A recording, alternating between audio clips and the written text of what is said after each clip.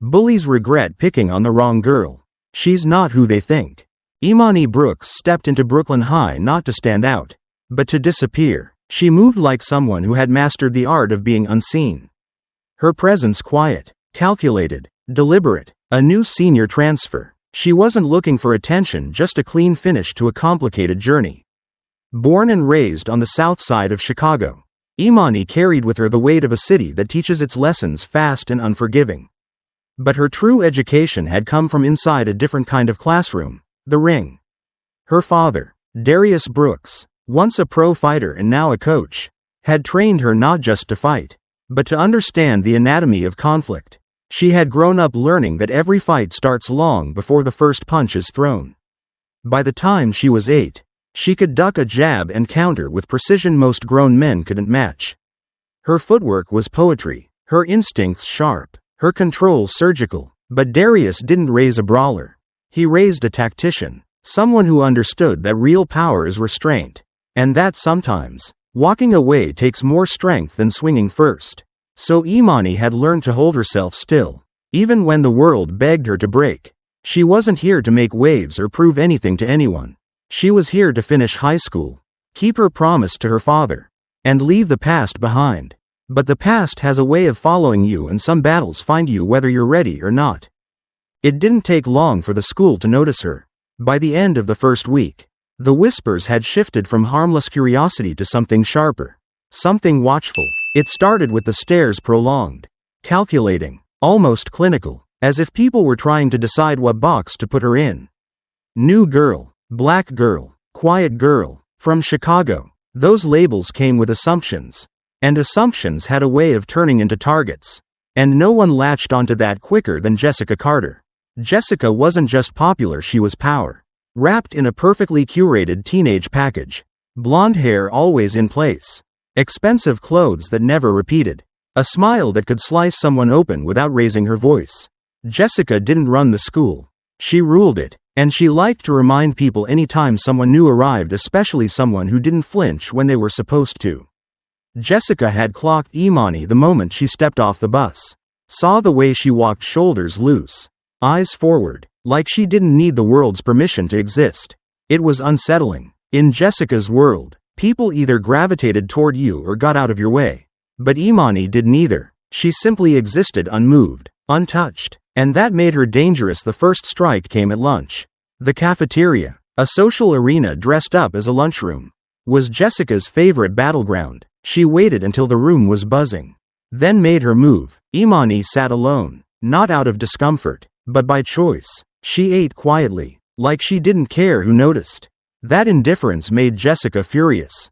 She strutted over with Monica and Ava in tow, each step loud and deliberate. Her voice rang out just enough to draw attention.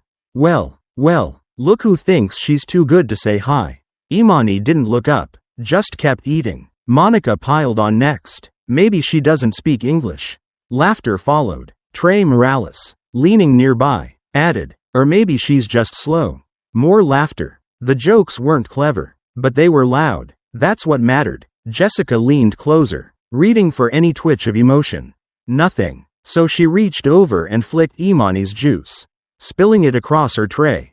Sticky red liquid soaked her food. The room hushed, not out of concern, but anticipation. This was the moment, the break. But Imani didn't flinch. She calmly set down her fork, wiped her hand, stood, and without saying a word, took her tray to the trash. No scene, no reaction, just silence. When she walked past Jessica, their eyes met briefly, and in Imani's gaze was something steady, cool, unshaken. It wasn't fear. It wasn't anger. It was a warning. You're not ready for me. Laughter bubbled up behind her, but even that felt forced. Jessica noticed it. So did everyone else. The power had shifted, subtly but unmistakably. By the next class, the whispers spread like wildfire. She didn't even care. She didn't blink. The narrative had changed. People weren't mocking Imani, they were intrigued, curious, maybe even a little impressed. Jessica sat in her seat, trying to shake off the discomfort, but it clung to her like static. Monica whispered, "That was kinda weird." Huh? Jessica snapped, "She's just pretending to be tough." But she could hear the doubt in her own voice. "Ryan, always smug, tried to reassure her. We just need to push harder, he said, and that was the plan over the next few days. They escalated. Accidental shoulder checks in the hallway, cheap shots during gym, whispered taunts and stolen glances. But none of it worked. Imani absorbed every shove and smirk like it was nothing. Not passive, not scared, just unmoved, like a storm cloud that never breaks.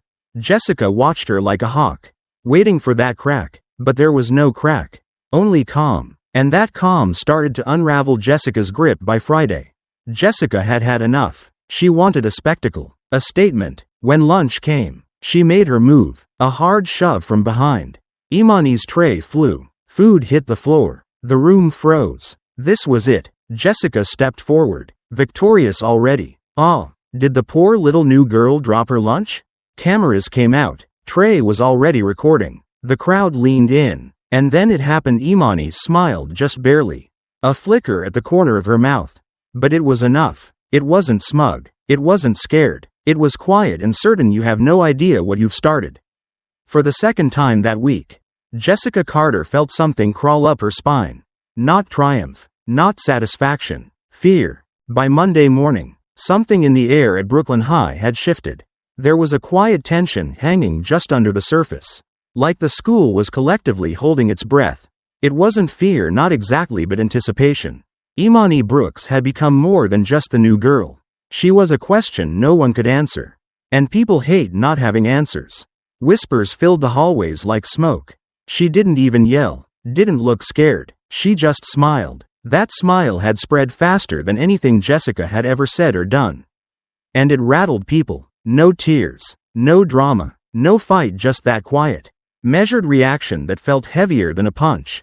For Jessica Carter, it was infuriating. She was used to holding court, used to setting the narrative. And suddenly, that narrative had slipped right through her fingers and landed in the hands of someone who hadn't even tried to take it. That made it worse. Imani hadn't challenged her. She just existed. And somehow, that had been enough to spark a wildfire. So Jessica turned up the heat. Monica and Ava were always nearby, accidentally, bumping shoulders, knocking into her during passing periods, making passive-aggressive comments in gym class. Ryan got more physical on the basketball court, pushing, jabbing, stealing the ball and throwing smug looks. Trey ran his mouth constantly, throwing cheap insults with the confidence of someone who thought words were weapons. "You ever gonna talk?" he said once in the locker room. "Or just keep acting like you're better than everyone?" But Imani didn't give them what they wanted. She didn't flinch. She didn't snarl. She didn't even seem annoyed. She just moved through it like water, silent, smooth, untouched. And that was what made it all unravel. Because the longer she stayed calm, the more people noticed. They noticed how she didn't retaliate, didn't break, didn't play the game. And slowly, the eyes that had once turned to Jessica for direction began turning to Imani with something different in them. Not just curiosity, respect, a strange, unspoken respect. Some students started nodding as she passed. Quiet gestures of recognition. Others just watched, waiting, wondering what she might do next. A few even seemed to hope she would react, just to see what she was really capable of. Rumors spun out of control. That she was trained. That she used to fight in underground rings. That her dad was some kind of martial arts legend. None of it was true. But none of it mattered. What mattered was how people felt around her, and what they felt was something close to awe. Jessica felt it too. And it made her skin crawl. Her control was slipping. And fast. Her crew started looking less certain. Monica's sarcasm didn't land the same way. Ava hesitated before making eye contact. Ryan's jokes felt thinner, forced. Even Trey's confidence wavered when Imani walked by without so much as a glance. The worst part? She wasn't even trying. That's what made Jessica furious. It wasn't like Imani was gunning for her throne. She didn't want it, didn't need it. She just existed in a way that exposed how hollow Jessica's control really was. The power Imani held didn't scream, it didn't need to. It radiated, and the more Jessica tried to stomp it out, the more obvious her own desperation became. She tried everything. Monica dumped water on Imani's books in class. Ava spread rumors about her family. Trey followed her between periods with his phone out, baiting her with insults, hoping she'd snap. But Imani remained unshaken. She didn't ignore them to be passive, she did it with precision. Like she was playing a game they didn't even know the rules to. And the students around them started to see it. They watched Jessica's group pushing harder, looking messier, more chaotic, and they saw Imani, always the same, still, steady, unreadable. It started to flip the whole dynamic on its head. Jessica didn't want to admit it, but the fear was no longer on her side. It had shifted, quietly, powerfully, and now it followed Imani like a shadow. Not because she was violent, or loud, or angry, but because she didn't have to be. And that kind of power, the quiet kind, is the hardest to challenge, the scariest to face, and the most impossible to fake by the time Friday rolled around. Jessica had had enough. The silence, the stares, the way her grip on the school was slipping day by day, it was all building to a boil. She couldn't let it go on. Imani had walked into Brooklyn High and, without saying a word, disrupted the hierarchy Jessica had spent years cementing. That wasn't just inconvenient, it was unacceptable. So Jessica decided it was time for a finale. Something big, something public. No more whispers, no more quiet power plays. This time, everyone would see who really ran the school. She spread the word with precision. By lunchtime, the entire student body seemed to know. After school, behind the gym, no teachers, no cameras, just Jessica Carter putting the new girl in her place. Monica, Ava, Ryan, Trey, they were all in. It wasn't just about pride anymore. It was about dominance. It was about proving that no one could just show up and take the spotlight without consequences. Imani knew before anyone told her. She could feel it the moment she stepped through the doors that morning, the way the hallways quieted behind her. The looks people gave, the strange mix of tension and excitement in the air. She'd seen it before. Different schools, different cities, always the same setup. Someone pushed too far. Someone needed to prove something. And the quiet girl who didn't flinch, she always became the test. But this time, she was done pretending. All day, she moved with that same deliberate calm. Like she wasn't walking into a trap but preparing for a moment she'd already accepted. She wasn't nervous. She wasn't afraid. She was ready when the final bell rang. She didn't hesitate. She walked straight to the back of the school, where the cracked pavement stretched out like a forgotten arena. They were already there. Jessica stood at the center, arms crossed, eyes lit with confidence she hadn't truly felt in weeks. Monica and Ava flanked her like armor. Ryan leaned against a tree, cracking his knuckles. Trey had his phone out, camera already rolling, and around them, students began forming a circle, hungry for a show, the kind of chaos high school legends are made of. Jessica smirked when she saw Imani approaching, like a queen welcoming a subject to judgment. "Wow, you actually showed," she called out. "I thought you'd run again." Imani stopped a few feet away, unbothered. Her voice was calm. I wasn't running." Jessica laughed, loud and performative. "Sure, you didn't even stand up for yourself last time. You just let it happen." Imani tilted her head slightly, the faintest flicker of amusement behind her eyes. "You think spilling juice on a tray was a fight?" Jessica's smile twitched. She hated how composed Imani was. She stepped closer, her voice dripping with mockery. "Don't worry," she said sweetly. "This time, I'll make it a real one." And that's when Imani spoke again, voice low and certain, cutting through the crowd noise like a blade. "I'm not here to threaten you," she said. "I'm here to warn you." For a second, everything froze. Jessica blinked, caught off guard. "Warn me?" she echoed, trying to laugh it off. But her voice wavered. Around her, even Monica and Ava shifted, unsure. Ryan and Trey exchanged glances. The crowd went quiet, the tension snapping into something colder, sharper. "You don't want to do this," Imani said, still calm, still steady. Jessica's heart kicked in her chest, harder than she wanted to admit. She could back out now, pass it off as a joke. But her pride wouldn't let her. "You heard her," she said, nodding toward Ryan. "Show her just how wrong she is." Ryan stepped forward, broad and grinning like it was nothing. "Don't worry," he said mockingly. "I'll go easy." He swung, fast, hard, but Imani wasn't there. In a single motion, she sidestepped, caught his wrist, and used his own momentum to flip him onto the concrete with a force that made the crowd gasp. He hit the ground with a grunt. Stunned, the breath knocked from his lungs. Imani stepped back, her face unreadable. "I warned you," she said. Trey charged next. Reckless and angry, she dodged, spun behind him, and twisted his arm into a lock so fast he yelped and dropped to his knees. When she released him, he stumbled away, cradling his shoulder. Eyes wide with disbelief, silence swallowed the courtyard. Jessica stood frozen, her mouth dry, her body tense. Imani turned to her, calm as ever, and asked, "Do you still think I was running?" There was no arrogance in her voice, no gloating, just truth, and Jessica, for the first time, had nothing to say. Ryan didn't see it coming. One moment, he was all swagger, charging at Imani like he was stepping into a pickup game, full of confidence. Fists up, smirk locked in place. The crowd leaned forward, ready for the punchline, the takedown, the satisfying end to all the tension that had been building for days. But when he threw that first punch, wide and arrogant, he hit nothing but air. Imani moved with a grace that didn't belong in a high school courtyard. She stepped inside his reach like she had rehearsed it in slow motion. Caught his wrist with one hand, and in a single fluid pivot, she used his own momentum against him.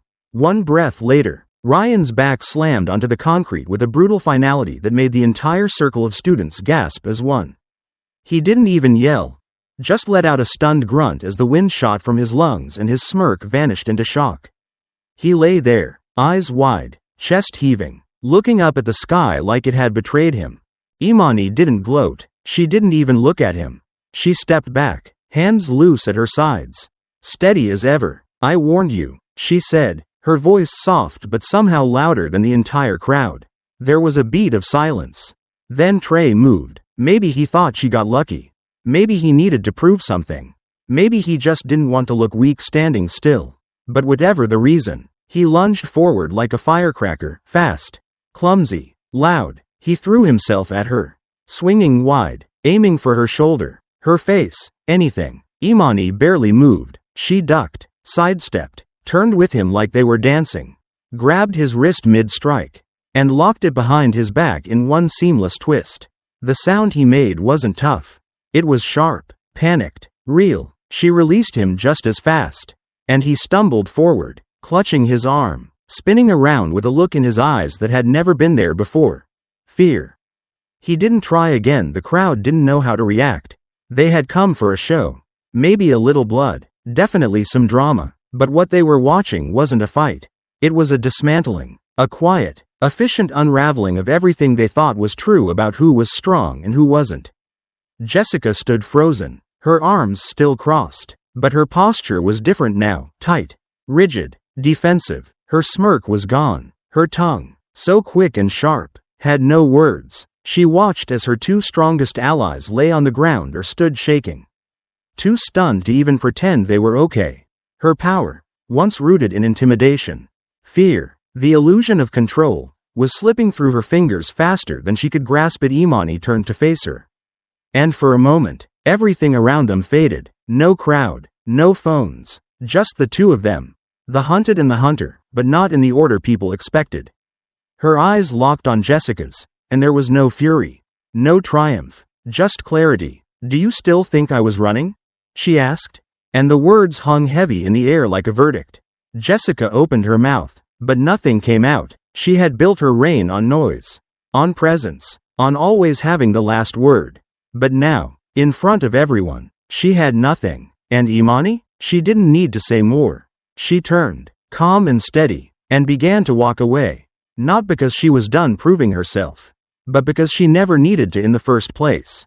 And that, more than anything, made her untouchable. Jessica moved before she could think. It wasn't strategy, it was desperation. Raw and messy and blind. The humiliation was too much.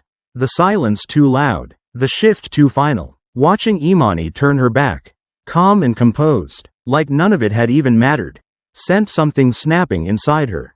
She lunged forward, fingers outstretched, reaching for Imani's hair, her shoulder, something, anything she could grab to drag the moment back under her control. But before she even made contact, her wrist stopped midair, frozen in place. Imani had caught her, effortlessly. She didn't even turn her head.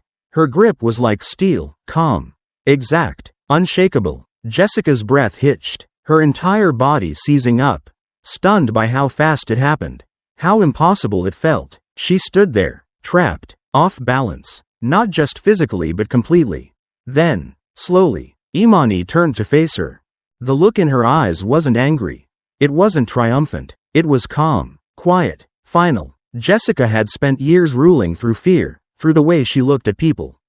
The way her words could slice through self-esteem like knives, but now, staring into Imani's gaze, she felt that fear mirrored back at her. Sharper, colder, more real than she had ever known. Imani leaned in, just enough so only Jessica could hear her words. And when she spoke, her voice was low and even, but every syllable landed like a verdict. "You don't have any power over me," she said, "and you never will." Then she let go. Jessica stumbled back, her arm falling limp at her side, her heart pounding against her ribs like a warning bell. The crowd was still there, watching everything, phones lowered now, mouths silent, eyes wide. No one said a word. No one moved, because they all knew what had just happened. The moment wasn't just a loss, it was an undoing.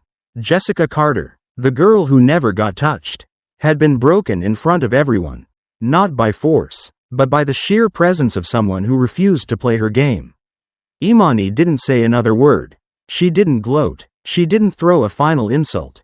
She just turned and walked away, each step steady, unbothered. Her silence now the loudest thing in the yard. Jessica stood there alone, her confidence shattered, her world tilting beneath her feet. Monica and Ava didn't come to her side. Ryan and Trey stayed back, too bruised in body and ego to move. And the crowd, those same students who used to orbit her like planets, were no longer looking at her like a leader. They were looking at her like a cautionary tale. She could feel the shift in their eyes. Not fear, not awe, pity. And for Jessica, that was worse than anything else. The next morning, Brooklyn High felt different. It wasn't loud or dramatic, no grand announcements, no sudden confrontations. It was quieter than usual. But that silence carried weight. Jessica walked through the halls like she always had, shoulders back, head high, designer bag slung perfectly over one arm. But the world no longer shifted for her. Students who once moved out of her way didn't bother. The ones who used to nod, smile, or whisper flattering things as she passed now just looked through her eyes, detached, uninterested. The whispers were still there, but they weren't about her anymore. She heard it in fragments, Imani's name, not hers, spoken like a mystery, a question, a force. No one said what happened out loud, but they didn't need to. Everyone knew. The girl who never raised her voice had dismantled the queen of the school without ever breaking a sweat. And no one could stop thinking about it.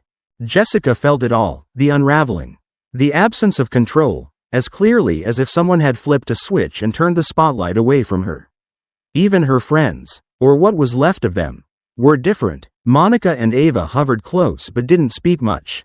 Their loyalty, once blind and loud, had become something else, fragile, uncertain, performative. Ryan and Trey walked a few steps behind, both still nursing the bruises on their bodies and their egos. Not one of them mentioned yesterday. They didn't need to. It lived in every glance they exchanged, every empty space that used to be filled with laughter and dominance across the cafeteria.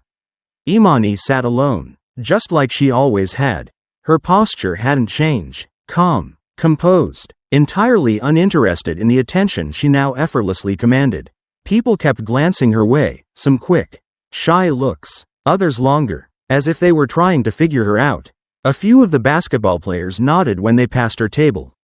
A group of girls who'd never even acknowledged her before lingered by the drink machines, whispering, looking over. But Imani didn't seem to notice. Or maybe she did, and just didn't care. She wasn't trying to lead. She wasn't trying to become the new center of gravity. That's what made it all so magnetic. She wasn't performing power. She simply was where Jessica had built her reign on fear, presence, and performance. Imani's presence spoke without noise. She didn't demand space. She didn't fight for it. She just existed in a way that made people think twice. There was no agenda, no hunger for status. And maybe that's what made her untouchable. Strength that doesn't need to be proven is the kind that can't be taken away. She had become a presence too solid to ignore, too composed to challenge, and too unbothered to be manipulated. Jessica sat at her usual table, Untouched food on her tray. Hands tight in her lap. Watching the room that used to orbit around her shift. Her power hadn't just been taken, it had been dismissed. Outgrown. And in its place was a girl who had never asked for anything. Who never once raised her voice or played the game. And who, in doing so, had changed everything. Later that week, just when it seemed like everything had settled into a new, quiet rhythm, Imani approached Jessica one last time. It was during lunch, in front of everyone, just like before, but this time, the energy was different. She didn't come with fury or triumph in her eyes. She didn't raise her voice or slow her steps to make it theatrical. She just stood there, calm and composed, and looked Jessica straight in the face. For a moment, the cafeteria froze. Conversations paused. Forks hovered mid-air, and every glance shifted toward them. Jessica looked up, her expression unreadable, as if she already knew what was coming but still wasn't ready to hear it. Imani didn't make a scene. She didn't drag anything out. She simply said, "We're done." 3 words. That was it. But somehow, they carried more weight than any fight, any rumor, any victory dance could have. There was no challenge in her voice. No lingering resentment, just clarity. It wasn't a threat. It wasn't a goodbye. It was a closing chapter. For Imani, it wasn't about taking Jessica's crown or proving anything to the school. She had never cared about being at the top. All she ever wanted was to be left alone. To move forward without having to look over her shoulder. And now, she could. She turned and walked away without waiting for a response. Leaving Jessica in the middle of the cafeteria still, small, and alone in a way she had never experienced before. The crowd didn't cheer. They didn't laugh. They just watched. And Jessica? She didn't chase after her. Didn't call out. Because deep down, she knew. It was over. Not just the fight. The reign. The illusion of control. Everything. And maybe now, it's your turn to ask. What would you have done if you were in Jessica's shoes? Or maybe, more importantly, what would you have done if you were Imani? Let us know in the comments. Your voice inspires more stories like this, and we'd love to hear your take.